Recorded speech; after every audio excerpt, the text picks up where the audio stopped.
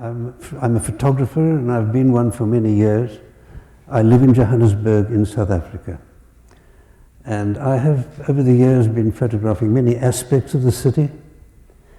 And at some point, I don't remember when, but a long, long time ago, I formed the idea that I would one day bring my photographs of Johannesburg together in a book, and I would call it TJ. TJ means Transvaal, Johannesburg. This was the license plate registration that we had for our motor vehicles in the city. And at some point, I don't remember when, I became acquainted with Ivan Vladislavić, and more important perhaps than becoming acquainted with him was becoming acquainted with his work. And I understood from the beginning that there was a kind of synergy between us that I couldn't quite put my finger on, but certainly there was something about the way that we both looked at the city that that made me feel that we had the basis for some kind of conversation. We didn't at that point even dream of making a book. One can have a conversation with many people, but it's not often that one has a conversation in which you detect that there are points of electrification, if you like, at which you meet. And in Ivan's case, for me, it had to do with the fact that he wrote about very ordinary things, and he never elevated these ordinary things into making them magnificent. He didn't make them into what they were not, and yet they were more than themselves. I find that difficult to illustrate, but perhaps one absurd example will have to do. He had the way of bringing into his writing absurd things that made complete sense. And so in one of his books, there's a man, one of the principal characters, who's the proofreader of the Johannesburg telephone directory. Now, if you can imagine proofreading the Johannesburg telephone directory, that's what you had to do if you were reading Ivan's book. And with that kind of imaginative streak, I felt a great sympathy. And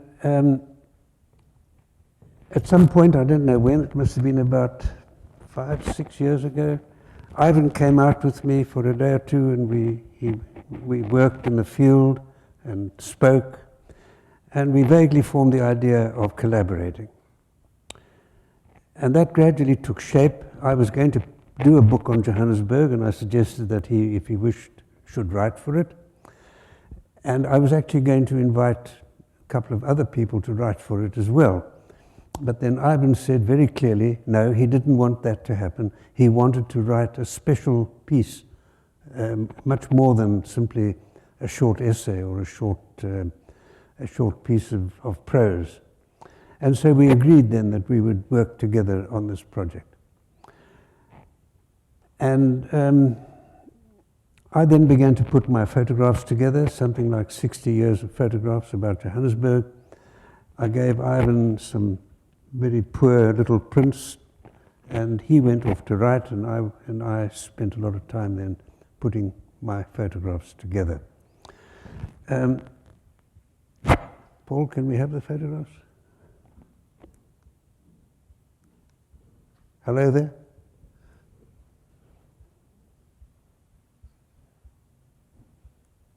Good.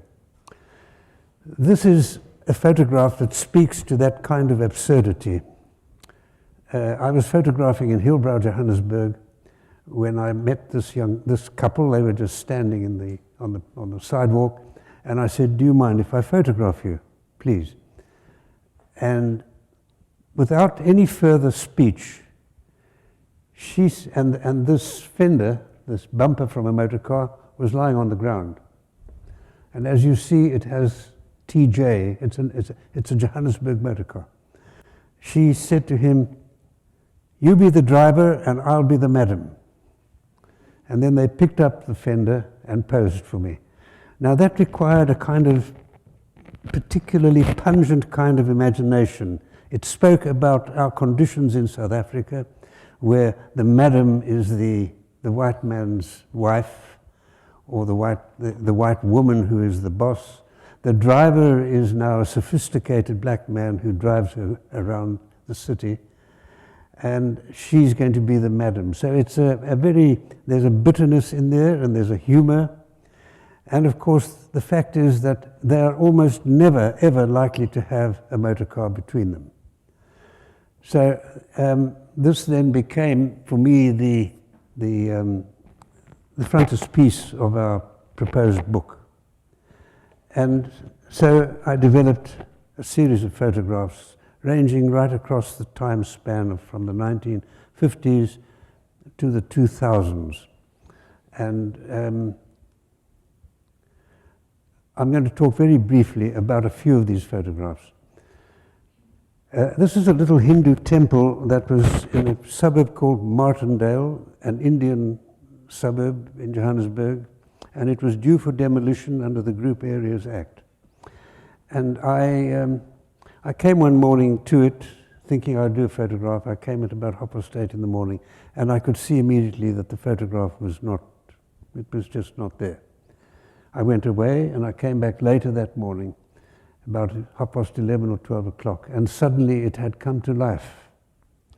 And this was a major turning point for me in my understanding of photography, and in particular of photography for me in South Africa.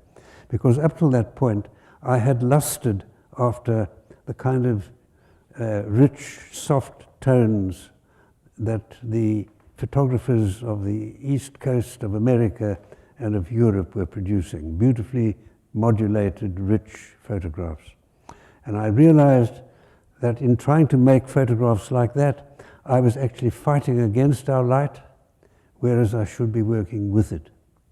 Because this building was now revealed in a most exciting way for me, because it revealed its essential structure, and it revealed the material from which it was made, which was very familiar to me from Randfontein, where I grew up. I used to scrape my knees and shins on climbing walls with this coarse stucco. It revealed the structure itself in its quintessentials. It related to the synagogue in Randfontein, where I came from. It related to the Methodist Church, the Presbyterian Church, and the Catholic Church. They were all of this family. Witwatersrand structures. In other words, structures that had grown out of our place. So to me, this was a very important photograph. I didn't fully understand the lesson that was contained in it. It took me a long time, but that was the starting point.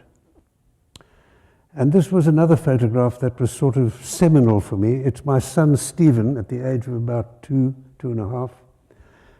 He's got his sightseeing bus, and he's come sightseeing. And this for me was a very important moment.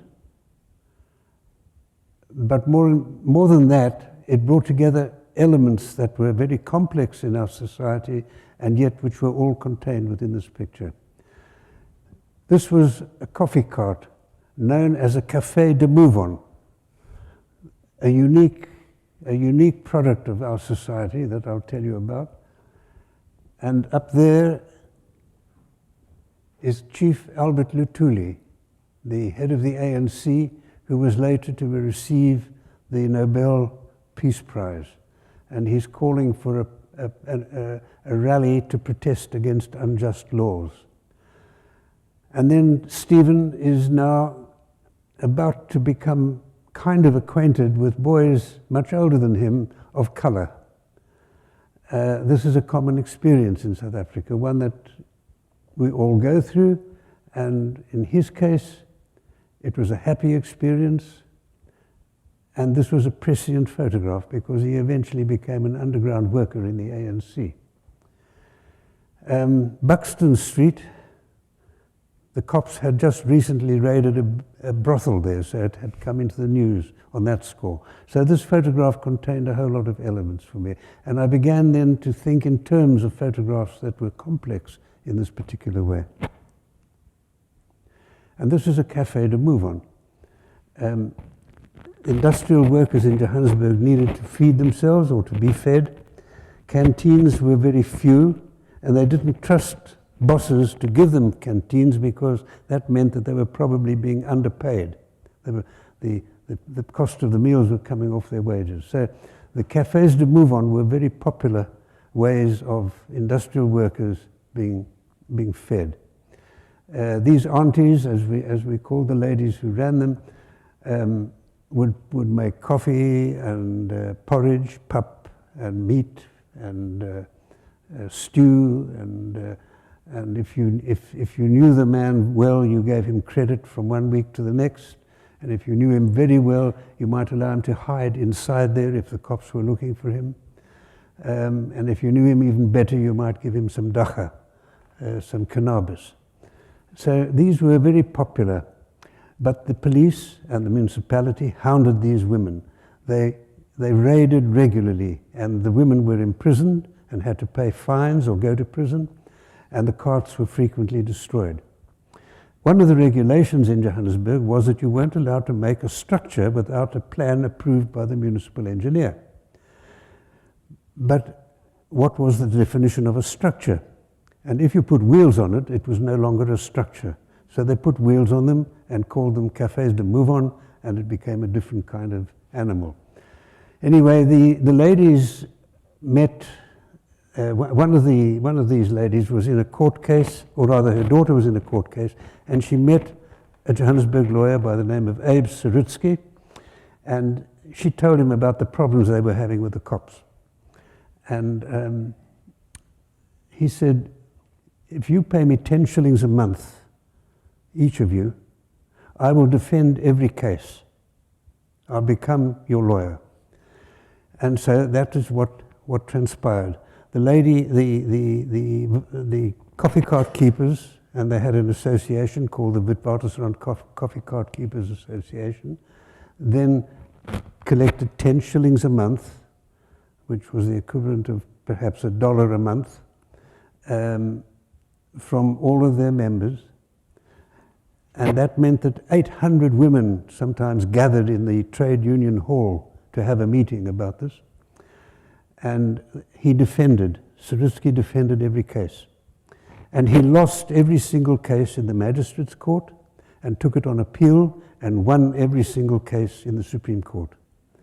He became a major thorn in the side of the government, and eventually they changed the law so that it became totally illegal for these ladies to continue to work on the streets and for these carts to continue to exist.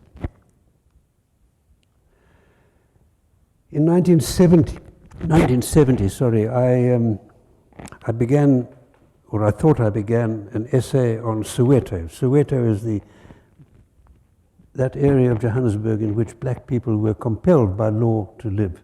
They were not allowed to live anywhere else. This was a prescribed area. And a friend of mine, a black writer, introduced me to some people there. This was one of them. And she became a famous singer later, but at this stage she was in the chorus. And she was spending a Sunday afternoon resting. This was her home.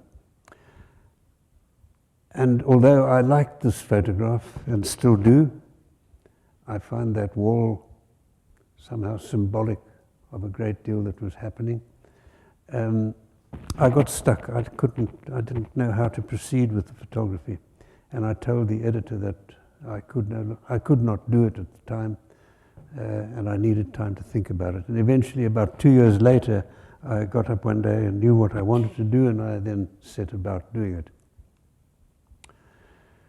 And this is a photograph of a very typical little suburban fruit shop with a very typical little white girl kicking her heels. And I'd passed this many times. And then one day, I drove down the hill that leads to it, and I thought, my God, we have become so conditioned, so inured to the whole system of apartheid. We have become so complicit in it, really, that I don't notice it. Because here, this little girl is sitting on a bench that says blancos, whites, Europeans only. More than that, the backs that have sat on this bench and rubbed against it have worn away some of the paint. This kind of particularity is what excited me, and what I think, if I'm not mistaken, excites my colleague and friend Ivan. And so I felt I had to photograph it, and I did. It's that kind of consciousness that is terribly disturbing when you live in a system like that, because it's very difficult to keep reminding yourself every day that it exists. If Nelson Mandela or Chief Albert Luthuli had walked down the street, they would not have been allowed to sit on that bench. But that little girl, because she was white, could do so. This is a butchery in a little Indian suburb called Page View. It had been established in the late part of the 19th century by the present owner's father. And he had gotten special permission to stock both beef and mutton, and he had customers, both black and white, from various communities, and he ran a very nice business. But he lived in an area that had been declared a white group area. Now that meant that you had to have been defined as a white person. We are defined as white persons. We had it in our identity books. But you had to have been a white person to have lived in this area. And they eventually forced out the Indian people who had lived here. They'd lived here since the later part of the 19th century, and this man, Khasimia Sahib, was forced eventually to move out. But in between that, this is what happened. He refused to move because under the law the government had to provide him with alternate accommodation. We lived by all of these mad rules. He refused to move until the government gave him a piece of land that he had selected in the now Indian suburb that had been set up 40 kilometers outside the city. And he refused to pay a bribe, and he stayed on. And so he's now surrounded by white people. There's a white woman and child. These are houses that were built by, we had a marvelous way with words. George Orwell would have been very proud of us. The department was called the Department of Community Development. And what they did fundamentally was to destroy communities. They had destroyed the Indian community here, and they were now building homes for white working class people. But Khasimia Sahib would not move. He moved only finally when the government gave him the piece of land that he had selected. But before that, they had chopped off half of his building. The remaining part was now infested with rats, but he would not move.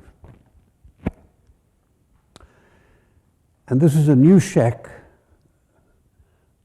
in an area in Lenasia, in fact, in the area that Khasimia Sahib eventually moved to. Most shacks were built and still are built out of discards, broken pieces of corrugated iron, plastic, whatever people can find, pieces of wood. But this man had bought himself new materials and was putting up a brand new shack. And this was now in the era of the beginning of the post-apartheid era. And this is the Central Methodist Church in the center of Johannesburg on a Sunday evening. And these people are Zimbabwe refugees, taking refuge in South Africa from a very oppressive regime. They were only allowed by the bishop, Paul Verheyen, to come in after 7 o'clock. Before that, it was strictly a place of worship. But after that time, the building filled immediately with people trying to sleep. This to me was the beginning of a series of photographs that I've done in which I've been cataloguing some of the things that for me are terribly disturbing about our new dispensation in South Africa. This is another one. This is a place called Diepsloot, which means deep ditch. It's a squatter settlement on the northwest of Johannesburg. There were said to be 150,000 people living there. That was a few years ago. My guess is now that it's doubled. And the fact is that we are not a poor country. We've got quite a lot of wealth, but we have not managed to resolve things like this. This is Alexandra Township, and this building here was put up by the apartheid government in a proposed scheme. There were going to be 12 of these, huge hostels. This was the women's hostel, and there were going to be men's hostels. They built 2 of the men's hostels, and they built the women's hostel. And then the international banks, such as Citibank, refused to roll over the loans that had made the apartheid program possible. And so apartheid just disintegrated, among other reasons. But probably one of the most important reasons was that the banks refused to supply the money with which we were financing these schemes. So this is a recent photograph. I did it a few years ago. It's still full of women trying to make a living here, and it's now surrounded by hundreds of shacks. We don't seem able to catch up with the need for housing. But this is what I call a squashed testicle. It's the World Cup soccer stadium built in Johannesburg at huge cost. If we had taken less than half the cost of the new stadia that we built for the World Cup, if we had taken less than half of that amount, we could have put a library into every school in the country. As it is, I don't think there are more than 3% of schools with libraries. These women are selling factory clothes, seconds, on a piece of open ground that was known as Freedom Square. It was known as Freedom Square because in 1955, a congress had taken place here called the Congress of the People. And about 2,000, mostly left-wing people, came together and drew up a charter for South Africa, which has become the basis of our very progressive constitution. I did the photograph in 2003. Then in 2006, politicians decided that it was necessary to commemorate this place and to commemorate the events that had taken place here. And they got together with a group of architects and gave a prize to a winner, and they built this, which to me is frankly a piece of neo-fascist architecture. There's a vast colonnade here, God knows why. At one end there was a Holiday Inn which closed down after a few months. It has become a place where hawkers store their goods. There's a huge square here. I must say, in some of these fever trees give a very nice shade. The architect designed platforms in a very artistically curved way on which hawkers could lay their wares. But the hawkers don't like it, so most of them put their wares on the floor, on the ground. Those that use the square. Not many hawkers actually use the square, they don't like it. Just before I came out to New York, a couple of weeks before that, we had some very, very heavy rain. And on the western end of this monument, within 100 yards of it, there is the worst slum in Johannesburg. And it lies on a wetland. So when you have heavy rains, the river comes down in flood, and the wetland floods, and their homes were flooded and washed away, many of them.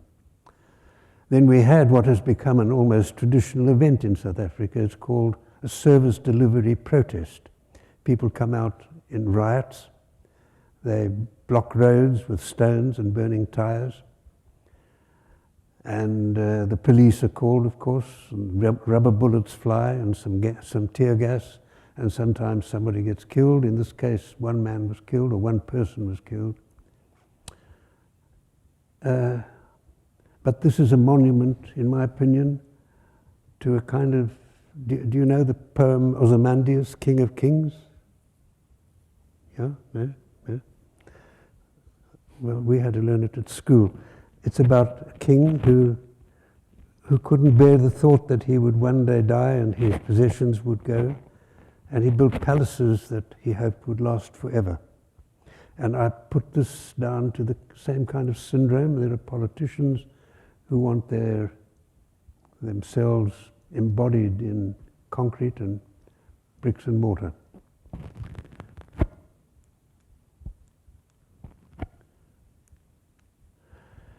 Anyway, out of all of this came a book that Ivan and I did.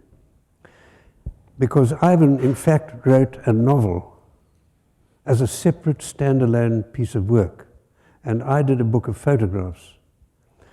And the problem was that we had a fat, biggish book of photographs and a slim, small book, which was a novel. And yet we wanted them to be seen together. So there is a young lady who lives in Dallas with whom I do design work. She designs for me, and we put the problem to her. And at first she came up with this solution. We would have, we would have my book, and then we would have Ivan's book, and it would be, the two would sit in a box, and Ivan's book would therefore be, and Ivan's book being quite small, it would lie in a depression, in an opening in the box, and the two would then happily live together. But we decided that that wasn't the best solution, and finally she came up with this. Don't worry about the cover picture for Ivan's book, we changed that. But we put Ivan's book into an upright book. Looks like a book. That's that thing. And there's my book.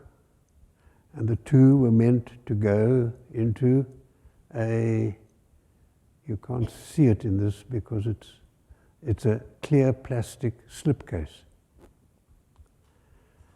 Oh, I'm sorry. And that's how we eventually published the book. So it happily brought the two books together into one package. Unhappily, we couldn't afford a really good slipcase. It's rather flimsy, but nonetheless it works. And I wanted to show you the book tonight, but I'm afraid it's locked up in the library. Thank you very much.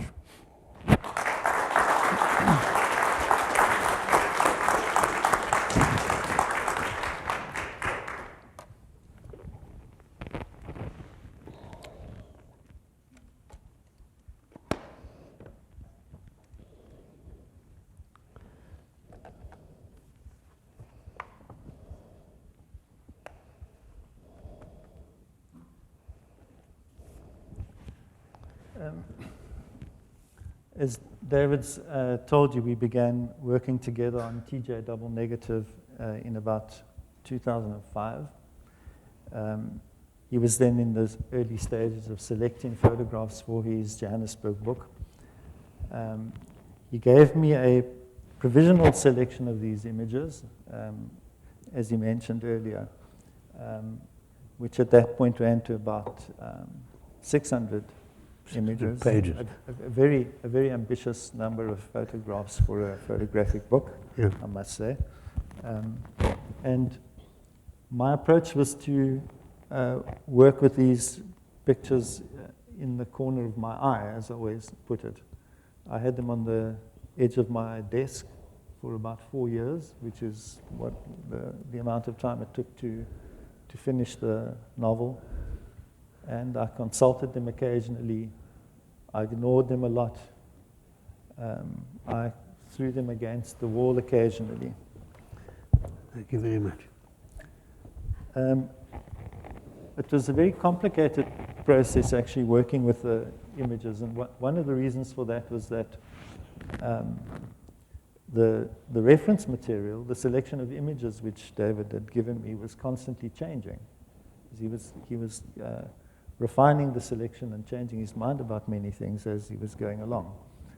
And what happened is that over the period of working on the book, I suppose it slimmed down to about half that number.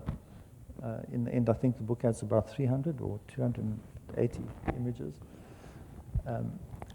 which means that many of the images that were very important to me in the shaping of my novel were finally omitted from the book. And I was upset about that in a way, and then I began to see that it was singularly appropriate for a Johannesburg novel, because in fact Johannesburg is such a changeable city and such a difficult city to grasp and to keep hold of that I liked the fact that my reference material was getting away from me all the time.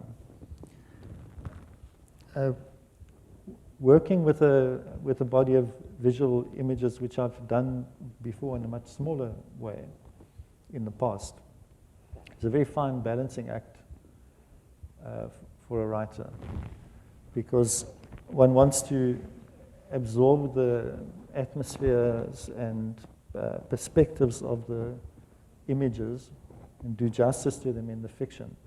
And at the same time, one doesn't want to be a textual illustrator. So one doesn't want to slavishly describe the photographs.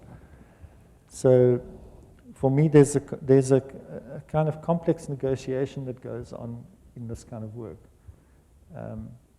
There's what I think of as a kind of a tension between attraction towards the images, real appreciation for them, wanting to get as close to them as possible, and at the same time resisting them, holding them at a distance. And I think that's quite a productive tension for a writer.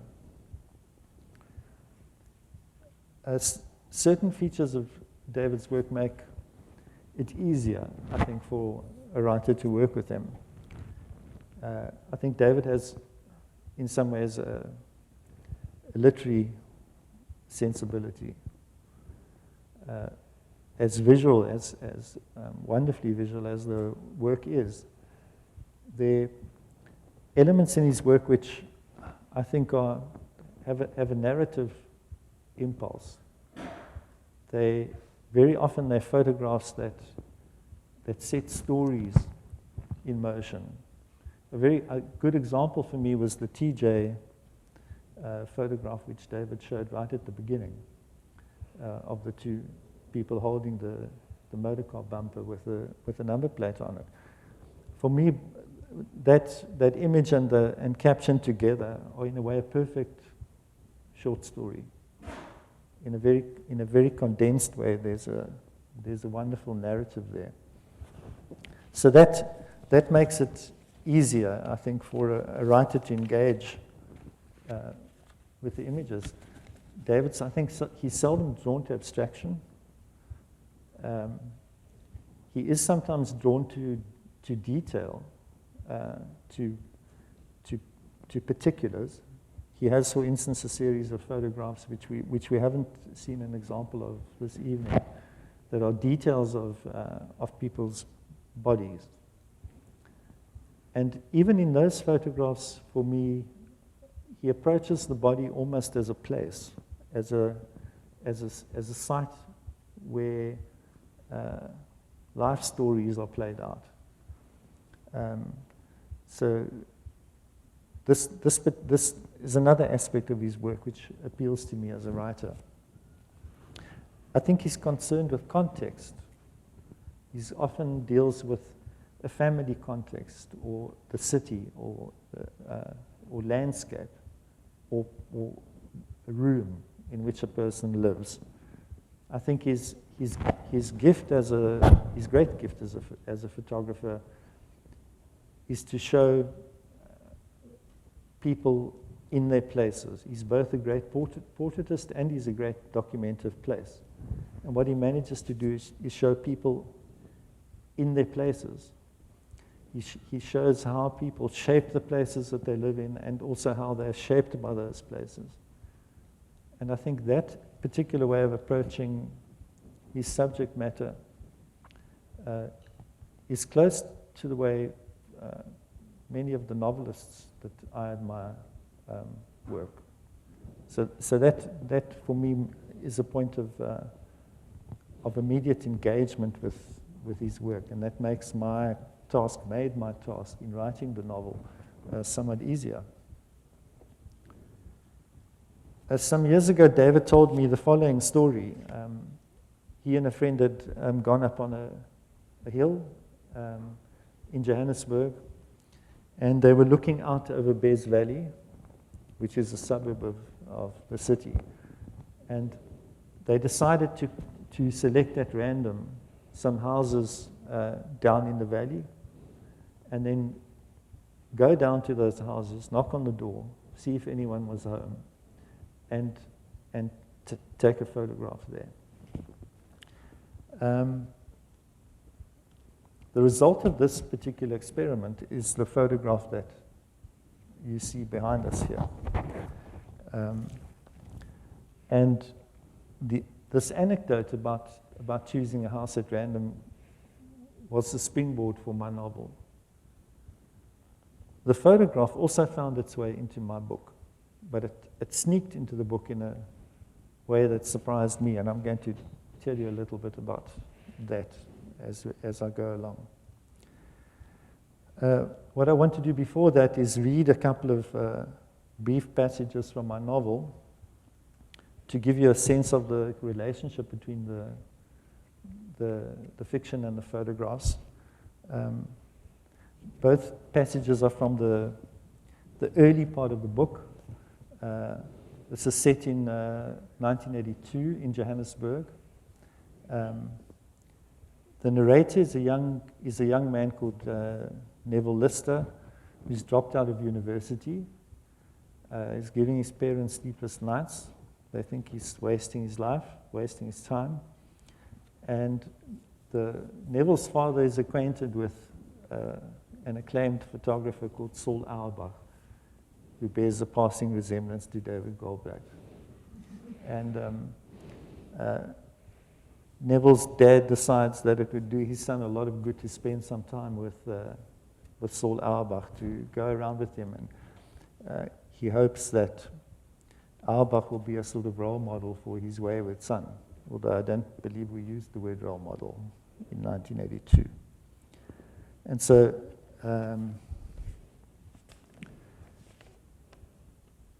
what happens is that on this particular day, Auerbach is showing a journalist. There's a visiting journalist has come to Johannesburg, a British journalist called Gerald Brooks has come to Johannesburg. And Neville gets invited to tag along with them as Auerbach shows the visitor around the city. And at some point they find themselves up on the hill above Joburg. So you recognize this inciting incident, as the filmmakers call it. And while they're up there, they start talking about how Auerbach chooses his subject matter. And I'm going to read you just a couple of pages about what happens from up there. So the characters are Neville is narrating, he's the young guy, and then there's Albach the photographer, and there's Brooks the journalist. Beneath us, along the spine of the reef, the land lay open like a book. Albach pointed out townships and suburbs, hostels and factories, mine dumps and slimes dams. His pleasure in the exercise was infectious. Brooks took some noisy photographs and hopped about, laughing and steaming. He was redder than before. He looked as if he had just got out of a scalding shower and stepped straight into his clothes. We followed our guide back through the grass. Brooks fetched a paper bag and opened a Fanta orange for each of us, and we sat on the rocks looking out over Bez Valley like a gang of schoolboys playing truant. A drowsy calm descended. It was a relief after the movement and chatter of the past few hours. I felt that I was swaying slightly, the way you do after a long journey, when the bubble in an internal spirit level keeps rocking, even though your body has come to rest. I could almost have dozed off. The slopes below were dotted with black wattle and sisal. Beyond them, the houses began. First, the side streets that ran dead against the ridge, and then the long avenues that streamed away to the east, dragging your eye through a rack of rooftops and chimneys in the green foam of oaks and plane trees, all the way out to Kempton Park, where the elephantine cooling towers of the Kelvin power station stood on the horizon. Stunned by the sunlight, we slumped against the rock with our faces turned to the sky, while Auerbach spoke about the history of the valley and the people who had lived there, as it passed from gentility to squalor and back again. You could still see some of the grand mansions on the opposite slope. Down in the dip, there were houses that went back to the beginnings of the city, that had survived the cycles of slum clearance and gentrification and renewed decline. You think it would simplify things looking down from up here, Auerbach went on, but it has the opposite effect on me. If I try to imagine the lives going on in all these houses, the domestic dramas, the family sagas, it seems impossibly complicated. How could you ever do justice to something so rich in detail? You couldn't do it in a novel, let alone a photograph. Brooks started as if something had bitten him. You were talking earlier about how you choose your subjects, or rather, how they choose you. How does that work from up here? It doesn't. There's no way of telling from here what's interesting. Oh, Brooks said, I thought your point was that everything looks interesting from up here. I said complicated, not interesting. I'll say interesting then, Brooks said. That's what I think. Everyone has a story to tell. But not everyone is a storyteller, Auerbach insisted. Fair enough, everyone has a story, full stop. Someone else might have to tell it. That's where you come in. Brooks was fiddling a pen out of an inside pocket, as if he was thinking of writing this down.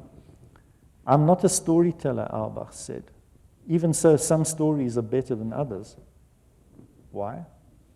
They reveal something new, or maybe they just confirm something important or unimportant. They put something well. I don't know. Now you're arguing my point, Brooks laughed. It's not the story at all. It's how you tell it. Even I know that, and I'm just a bloody journalist. He scrambled to his feet and teetered on the edge of a rock. A comet of pebbles was stuck to the back of the jacket where he'd been sitting on it. I'll bet you could find something worth photographing in every single house down there. Jesus, I'd love to know what's going on behind those doors. Can you imagine? You're the man for it, Saul. Pick one at random and let's see what it turns up. Throw a dart at the map. That's exactly what some of my colleagues are doing these days, Auerbach said. Or it looks that way to me. just point the camera out of the window and hope for the best. Brooks eased the strap of his own camera out of his collar and said, "Why don't we test my idea? Seriously, let's pick a house from up here when one looks very much like another, and then go down and see what you can make of it." To my surprise, Auerbach jumped up, rubbing his hands together, saying, "Action, Jerry, action." And the two of them riffled through the valley. So after this, the three characters choose houses. They each choose a house down in the valley, and then they do in fact go down, and they knock on the doors to see what's going to happen. And in one of these houses, they find a woman called Mrs. Ditton, and Auerbach makes a portrait of her. And I'm going to read you very briefly, more briefly than the last one, that particular scene.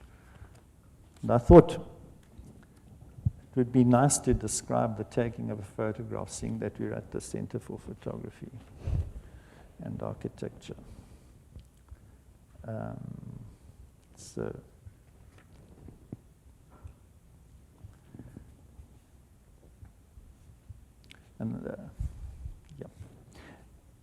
When I returned to the lounge, Auerbach had the focusing cloth over his head. For a moment, the darkness seemed to emanate from him, running out from under the stifling hood. Then the flow reversed, and the cloth appeared to be soaking up the shadows that had lain there already. Mrs. Ditton sat in the armchair beside the fireplace. The coffee table had been dragged away to expose the floorboards and a corner of the rug. Looming on the left is the largest of the cabinets, so imposing you would say it belongs in a department store. The chair has wooden arms with ledges for teacups, and on each of these lies a pie crust of crochet work and a coaster. The chair sprawls with its arms open wide and its fists clenched, and she wallows in its lap. Auerbach shrugged off the cloth and stood beside the camera with the cable release in his hand. The shadows scuttled and settled again. He waited for something to happen, or not happen. Something imperceptible to the rest of us had to become clear before he could release the shutter. Twice he stepped away from the camera and looked towards the door with a grimace, as if the situation pained him and he had made up his mind to leave. This caused her to look at the door inquiringly, as if someone had just knocked. I imagined the door opening. I imagined the room opening rather than the door standing still while the house swung away on small hinges and closed into the eye of the camera with a bang. Patience, something is bound to happen. While my thoughts were elsewhere, Auerbach took the picture. For only the second time that day, the shutter fell through the moment like a guillotine. You can see the relief on Mrs. Ditton's face as she drops from the fullness of life into a smaller, diminished immortality. She looks grateful to have the air knocked out of her. Anticipating a paper-thin future, she floats free of the fat-thighed cushions and the sticky shadows. She levitates. It is there in the photograph. You have only to look.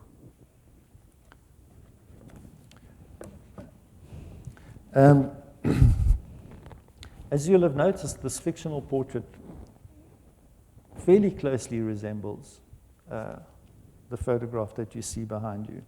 This is Woman in Her Parlor, Bezuidenhout Valley, November 1973.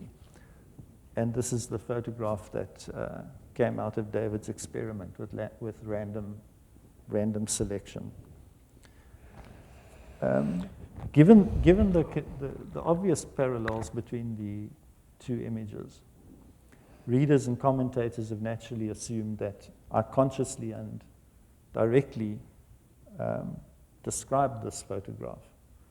And they've stated categorically that there is only one David Goldblatt photograph in the novel that is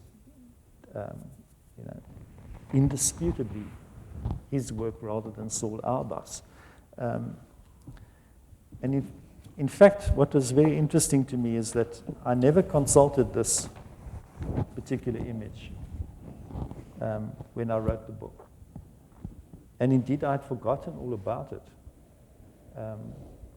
And it was only after the book was written, and David reminded me of the anecdote and the fact that this was the photograph that he produced on that day, that I realized that I had dredged this photograph up from my memory, from a very submerged place in my memory, and actually produced a version of it. There is, I think, very significant differences between the fictional version of the photograph and this version, between Auerbach's version and Goldblatt's version. What fascinates me most, I think, is what was omitted from my description, from my intuitive, fictionalized description. And there are many things. There are things that actually are quite accurate, like, I just noticed now when I was reading the passage, the chair with its fists clenched. And I think that's quite a good description, if I may say so myself, of that, the arm of that chair over there. But the most significant omission for me is the cockatiel on her shoulder and the empty bird cage up there above the cabinet. If I were reading this photograph not in relation to my book, but just as a Goldblatt photograph, I would say that that's almost the central element in the photograph for me. Because the photograph is very much about how people present themselves. It's about how they present themselves and their possessions. And so it becomes a picture that's really about photography, what photographs do when they present a subject. I take it that she took the bird out of the cage as a gesture of being a somewhat carefree, free spirit. And somehow the freedom of the bird, the freedom in inverted commas of the bird, exposes her own entrapment, I think, in this particular space. And I imagine that I omitted it from my memory of the photograph as well, because if I had put it into my description, it would have seemed excessive and possibly contrived. And for me, that's an interesting observation, because it points to the difference between what writers do when they make things up and what photographers do when they make selections from reality. No one can accuse David Goldblatt of having put some excessive detail into this woman's parlor. He found it there. So, to get back to something David said earlier about particularity, I think this photograph shows some of the great strengths of David's view of things. Despite the fact that this was a subject found totally at random, his depiction of her is one of an extraordinarily focused particularity. I'll stop there, I think. Thank you.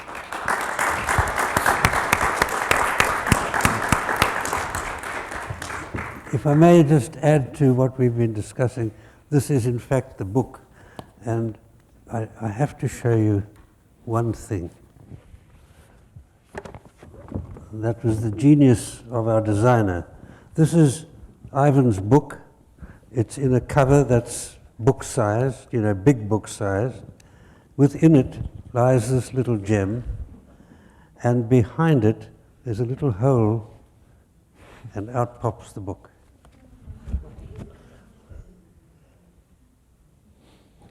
And may I say what I love about this is that it's the very rare opportunity for a writer to publish a novel that has no information on it. It has no blurb, none of the usual biographical information. It doesn't give you any clue about how to read it. In fact, you're more or less compelled to read it against the photographs, which was the point of the exercise. Yeah, thank you.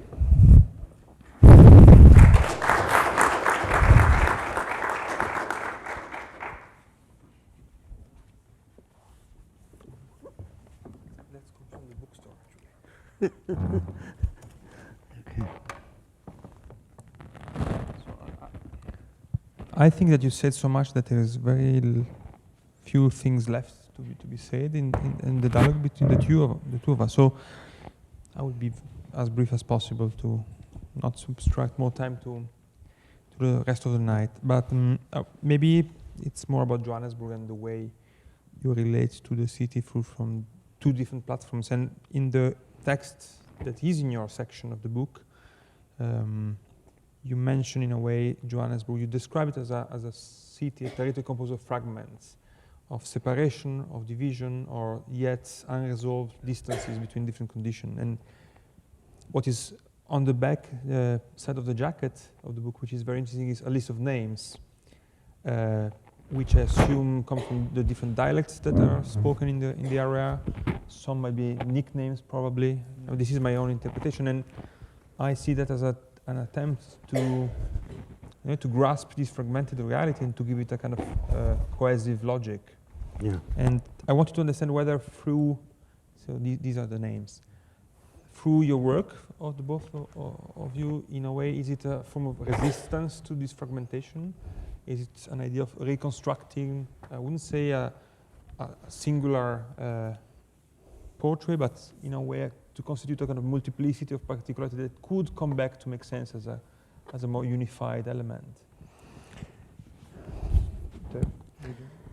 For me, it's an admission of a deep sadness, of a deep regret. We are a terribly fragmented city. When I go to cities like this, or I go to a city like Ulm in Germany, or I go to New York, or almost any city outside of South Africa, and I see how homogeneous these places are, even though they are composed of so many communities and cultures. I was in Birmingham last year. Any number of cultures that pour in there, and yet it's there is a kind of homogeneity. We can't have that because, well, I've showed you Diepsloot, that terrible place outside Johannesburg.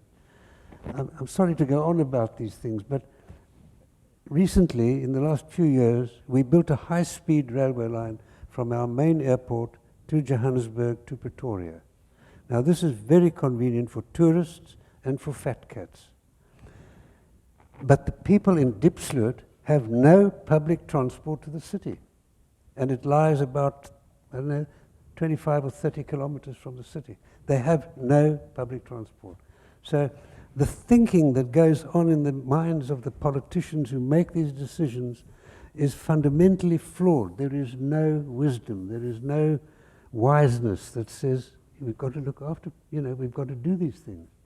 And so these names, all of these names, come from years and years of these divisions, because each cultural group in the city has its own pet name for the place. I'm sure other cities have pet names, but I doubt that any have as many as we have.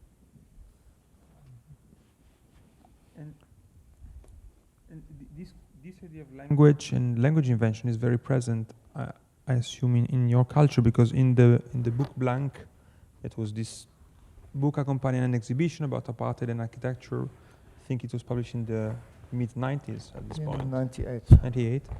You opened the book with a glossary that is in a way to introduce the South African to all the particularity of how language, again, has tried to grasp with this different. Is that constant invention of language? You were telling me earlier about a term that has been coined about the people that leave Johannesburg to migrate to Cape Town. To Cape Town. Yes, they semigrate. Yeah. So what is, in a way, your understanding of how is also in your practice this kind of permanent manipulation and morphing of language been addressed?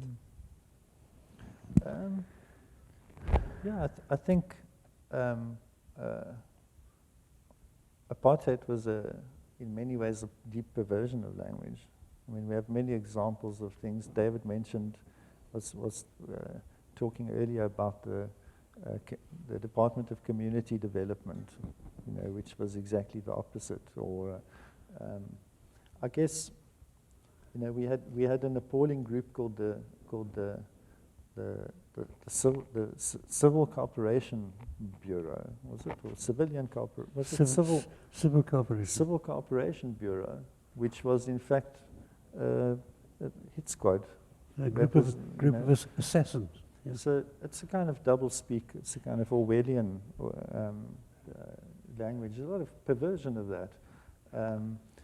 All the different permutations that the apartheid government came up with for talking about apartheid itself. Things like, you know, at one point they spoke about plural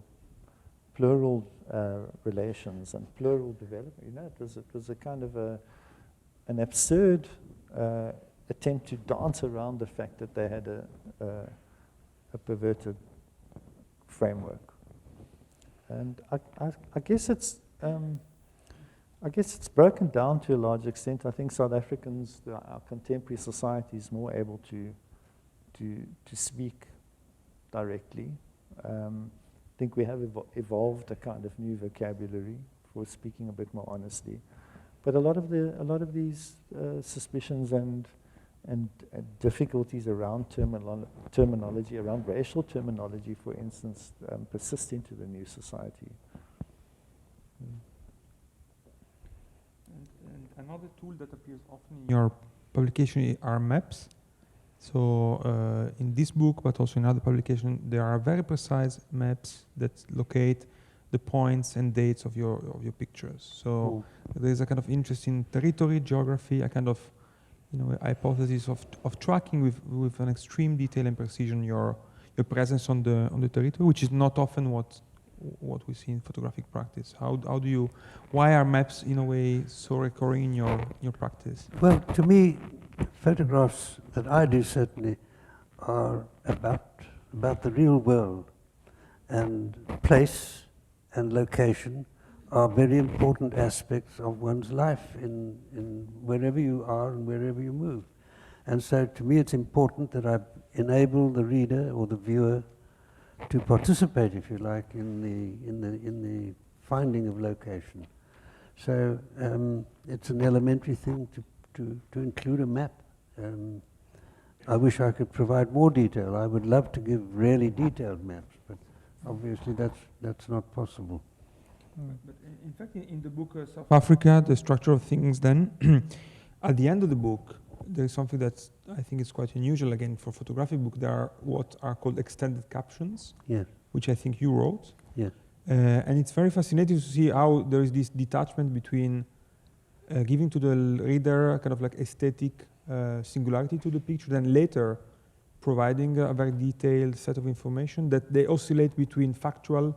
So sometimes they tell the story of what is not in the picture, but what is the story that happened or saw in the picture. Sometimes they include a more autobiographical note because you you narrate when you went there, what you did, which were the reasons. So, you know, it's interesting that you complement with a very, as you call them, extended caption, kind of visual protocol of photography with this alternative narrative. Well, in that particular case, that book, the South Africa, The Structure of Things, then, I was attempting something that, as far as I know, has not been done before anywhere else. I was attempting to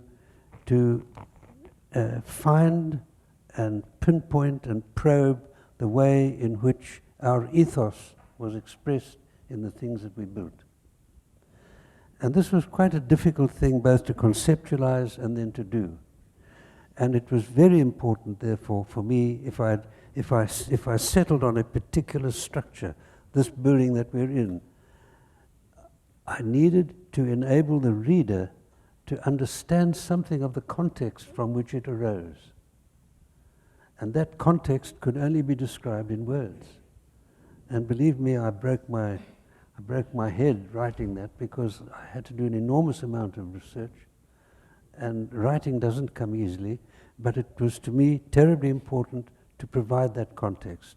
I couldn't provide it on the inside of the book in an elegant fashion.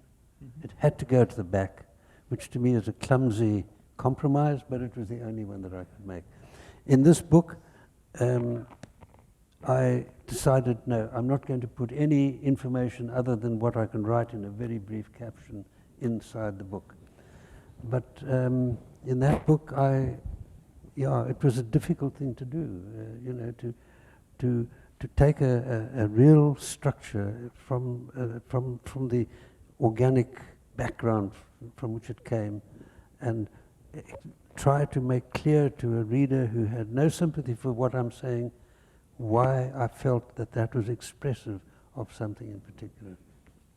And Corinne Dizorens, the Swiss curator that has been working often with you, talks about your work, and she used the term of chronotope. That is a literary concept. Chronotope is a specific place and time. Say that word again? The chronotope as a very specific place and time. So it's a category that she uses to describe your work.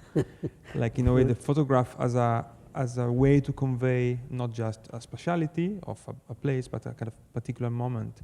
And I was struck in this book how often you have been coming back to the same place over the years, like trying to document the transformation, in a way, the iteration. So how in your practice duration and kind of like long-lasting relationship with sight important? Well, it's a fact that buildings have a life, structures have a life. Sometimes, eventually, you're only left with a footprint. Even that has a life. And for me, if I can, I don't go to extreme lengths to do it, but if I can, I try to relate these ongoing aspects or lives of that structure, again, to values. Values to me are the key. Why do people prefer one thing over another?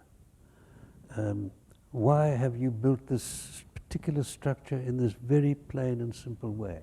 That is a set of values. It's remarkable for its clarity and its simplicity. As soon as you walk in, you're aware of it.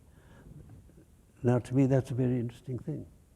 And I would love to know, what went into the thinking behind it.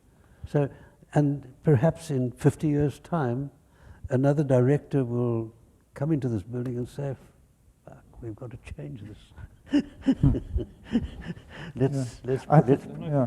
Let's put mosaics all over. This is what happens in real life. I think that the idea of the return is it's an idea that I've had myself about David's work. I think it's a really important concept for understanding his work. One saw earlier in the images of the butchery, the intact building and then the return to the building when it's half a building. And I've noticed this pattern in David's work myself, that he has a need to go back to places. One of my favorite sets of his photographs is the Senderwood post office. And he has a picture of it in the apartheid years and then a picture of it in the post-apartheid period.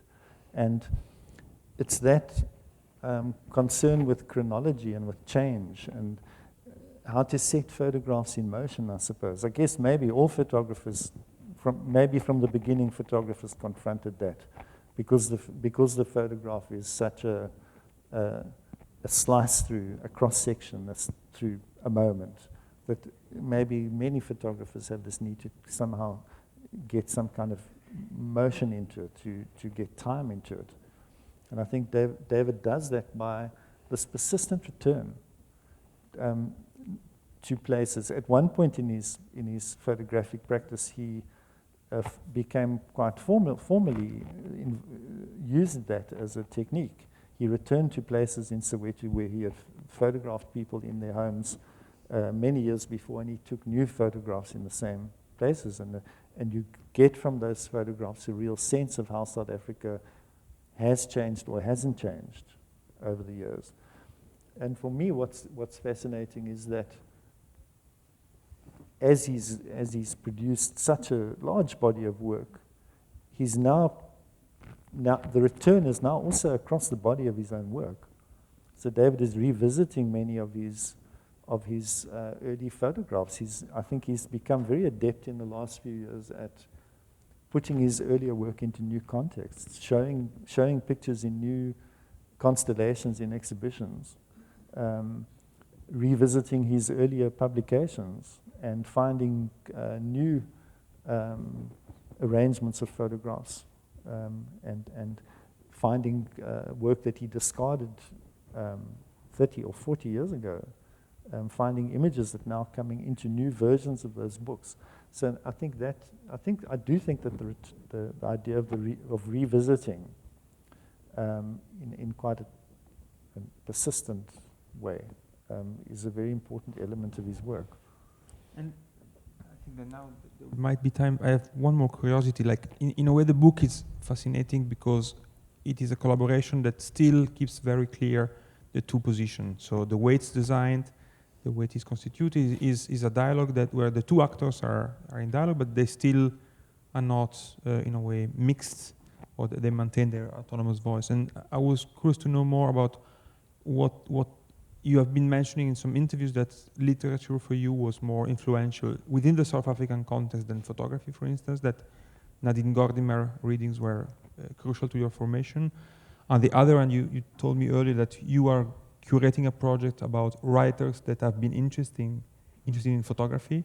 So I wanted to know a little bit more what you find in the dialogue between the two of you, which are the elements of this collaboration that in a way you think are enriching your own practice, that you might foresee as potential development in the future. So why a photographer is so interested in having a writer like writing with him, and vice versa?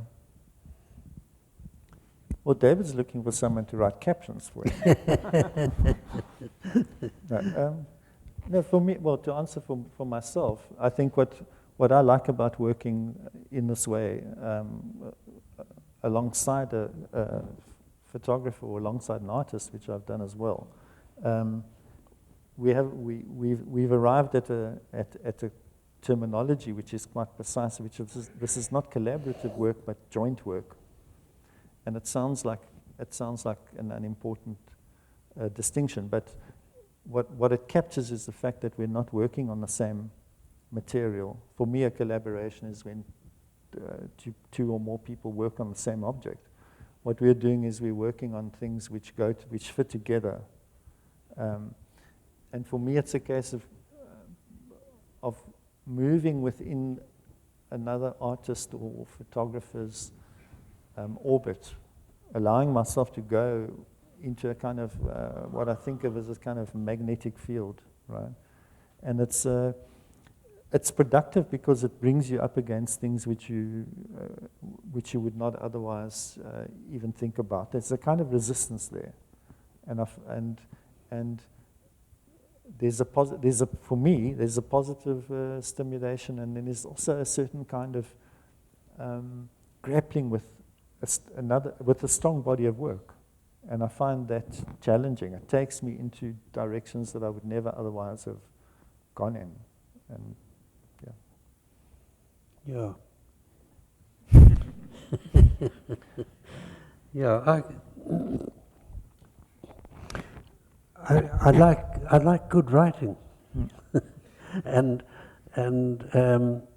I particularly like good writing about the world that I come from. And if it's revelatory, if it keeps revealing my own world in a way that I didn't expect, then it's very exciting. And that's why, for instance, I'd love it when Vladislavić comes up with an idea of a man who does the proofreading of the telephone directory.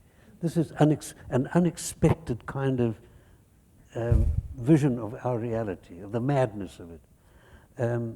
And obviously different writers have different ways of doing this, and not all of them really thrill me. But certainly Ivan's does. And it's influential also, because he'll come out with a new story or a new book, and I'll read it, and I'll think, my God, that, I've never thought of that. That's worth probing. And it's not so much that I get ideas that I must now follow, but it's that sense of things. I can't put it more precisely than that. Thank you to both of you. This has been a marvelous evening. But David, I had a particular question, and it had to do with your use of how you learn the histories, how you learn the stories, how you in turn become a storyteller. Did you start off as a great listener? Did you go to the aunties and talk to them before and after you were taking their pictures? Are you a patient photographer in that way? And you draw out these stories and get information which may be exclusive to that kind of oral transmission and that wouldn't otherwise be obtained outside of literature, perhaps? Very briefly, no, I'm not at all. No. I almost invariably approach a subject in visual terms. I approach a building knowing nothing about its history, nothing about its the culture that produced it. I just feel a provocation, an itch. It needs to make me itchy. And the way I scratch it is to take a photograph. And then, if it really scratched me deeply, I do some research and I start inquiring about it. So I'm a hopeless journalist in that respect. Yeah. And as to listening, yes, I'm a patient photographer, but visually patient. I'm prepared to go back again and again till I find the right situation.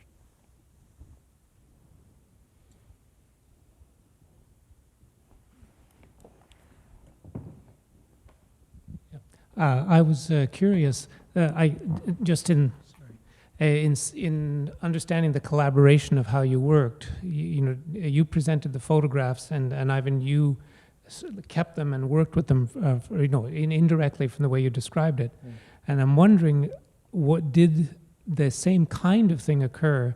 David, did you at any point become influenced or even see the writing as it was progressing, and did it affect the shape of the book afterwards? Because I can see how the photographs would affect your writing, and then I'm wondering, did the writing in the end affect the strategy that you had in terms of the presentation of the book, of the photographs? Well, how to put together some 60 years of work about Johannesburg was, of course, a major decision. And at first I thought, I'll play pictures. It can be a fascinating game. Pictures on the pages have a dynamic all of their own, and it becomes like a piece of music that you can work with. And decided firmly against anything like that, because I felt that both from the point of view of my own way of working, it was never intended as a kind of grand view of Johannesburg, and from the point of view of Ivan working in whatever he was doing, and I largely didn't know what the hell he was doing.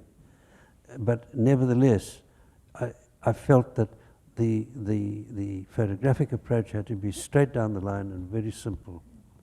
And we discussed that, I think, on a number of occasions. Yeah. And in fact, that was quite a happy congruence, because the novel is in three parts, which are kind of cross sections through time. So they're big leaps of about a decade between the three parts of the book, and that more or less mirrors the way that David structured his photography selections. David, throughout your career, you focused on apartheid and the impact that apartheid had on the South Africans. South Africa today has the highest rate of AIDS in the world. Have you, at any point, taken your camera and focused on the AIDS pandemic that Yeah. exists in South Africa today? First of all, let me say I have not focused on apartheid particularly. I've focused on values. Okay. And I've focused on the values that emerged from our apartheid civilization, and I'm trying to do the same now in a post-apartheid period. The quick answer to your question is no, I have not attempted to deal photographically with the AIDS pandemic. I felt that particularly a photographer by a South African called Gideon Mendel had done a magnificent piece of work that I couldn't hope to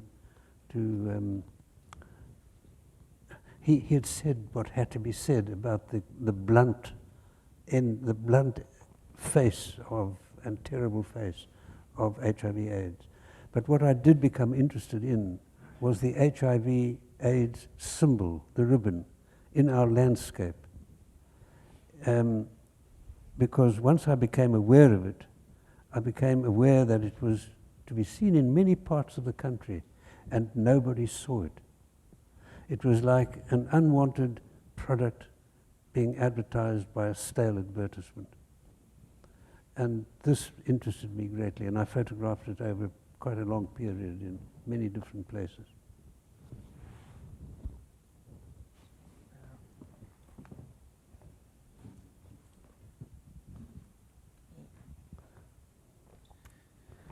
Okay, so if there are no more questions, I would like to thank you again for tonight. Thank you. I think it has been a very compelling conversation, and thank you for your participation.